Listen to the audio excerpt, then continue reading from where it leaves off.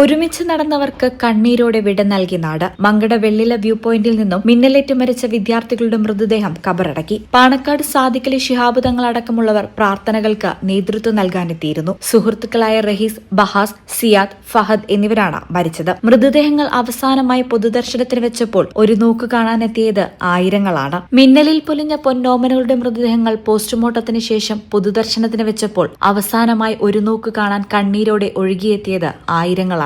രാവിലെ 7 മണിയോടെ ആരംഭിച്ച 4 പേരുടെയും പോസ്റ്റ്മോർട്ടം നടപടികൾ 10 മണിക്ക് ശേഷമാണ് അവസാനിച്ചത്. പിന്നീട് മൃതദേഹങ്ങൾ കോഴിക്കോട്ട് പറമ്പിലെ ടസ്കർ ഓഡിറ്റോറിയത്തിൽ പൊതുദർശനത്തിനായി എത്തിച്ചു. ഒരേ നാട്ടുകാരും ഒരേ മഹലിന് കീഴിലുള്ളവരുമായിരുന്നു 4 പേരും. കുറഞ്ഞ സമയത്തിനുള്ളിൽ ഒരു നാട് മുഴുവനുമാണ് ചെറുപ്പക്കാരായ യുവാക്കൾക്ക് വിട പറയാനും അന്ത്യാഞ്ജലി അർപ്പിക്കാനുമായി എത്തിയത്. പൊതുദർശനത്തിന് ശേഷം 4 പേരുടെയും മൃതദേഹം വെള്ളിലമലയിൽ റഹ്മാനിയ ജുമാ മസ്ജിദിൽ കബറടക്കി. ചൊവ്വാഴ്ച വൈകിട്ട് മങ്കട വെള്ളിലമലയിലെ കുരങ്ങൻചോല വ്യൂ പോയിന്റിൽ സായാഹ്ന കാഴ്ചകൾ കാണാനെത്തിയ 7 അംഗ സംഘത്തിനാണ് അപ്രതീക്ഷിതമായ മഴയെ തുടർന്ന് മിന്നലേറ്റത്. പലപ്പോഴും പോകാറുള്ളതുപോലെ പോയതായിരുന്നെങ്കിലും ഒറ്റ മിന്നൽ കവർന്നെടുത്തത് 4 പേരുടെ ജീവനായിരുന്നു. കൂട്ടത്തിൽ ഒരാൾ ശബ്ദമുണ്ടാക്കിയപ്പോഴാണ് അതുവഴി പോയവരുടെ ശ്രദ്ധയിൽപ്പെടുന്നതും പ്രദേശത്ത് ചായ വിതരണം ചെയ്തിരുന്ന കച്ചവടക്കാരനെ വിവരമറിയിക്കുന്നതും. കച്ചവടക്കാരൻ വിവരമറിയിച്ചതിനെ തുടർന്ന് ഇവിടെ എത്തിയവർ അവിടെയുണ്ടായിരുന്ന ജീപ്പിലും പിന്നീട് ആംബുലൻസിലും എല്ലാവരെയും മഞ്ചേരി ഗവൺമെന്റ് മെഡിക്കൽ കോളേജിൽ എത്തിച്ചു. പക്ഷേ 4 പേരുടെ ജീവൻ രക്ഷിക്കാനായില്ല. മിന്നലേറ്റതോടെ തെറിച്ചു വീണ ഒരാളെ രാത്രി 7ഓടെയാണ് സംഭവസ്ഥലത്ത് നിന്നും കണ്ടെത്തിയത്. കോഴിക്കോട്ട് പറമ്പ് നമ്പൂരിക്കാട് കടുക്കാസിറ്റി മലയിൽ വെള്ളില സ്വദേശികളായ പുതുക്കൂടി അലിയുടെ മകൻ 20കാരൻ റഹീസ്, കൂരിമണ്ണിൽ പുത്തൻ വീട്ടിൽ സൈദലുവിയുടെ മകൻ 18കാരൻ ബഹാസ്, ആലിക്കാപ്പറമ്പിൽ അസീസിന്റെ മകൻ 18കാരൻ സിയാദ്, കറുത്താൻകുത്തൻ നിസാറിന്റെ മകൻ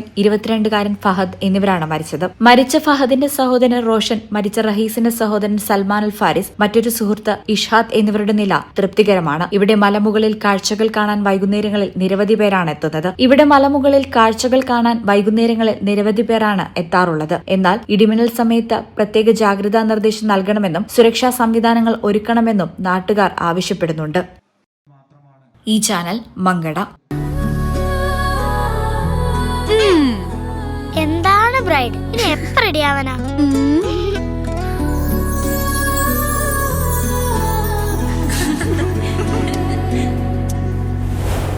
മരുപൂ പോലെ നിറമേകും MX, വെണ്ണിലാവായെന്നുള്ളാകെ MX.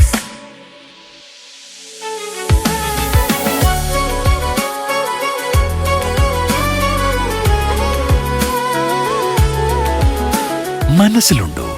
MX-ലുണ്ട്. MX വെഡിംഗ് സെന്റർ ഇനി വളാഞ്ചേരിയിലും. MX wedding centre Valanchery, Pattambi, Koottanad, Koppam, Kecheri.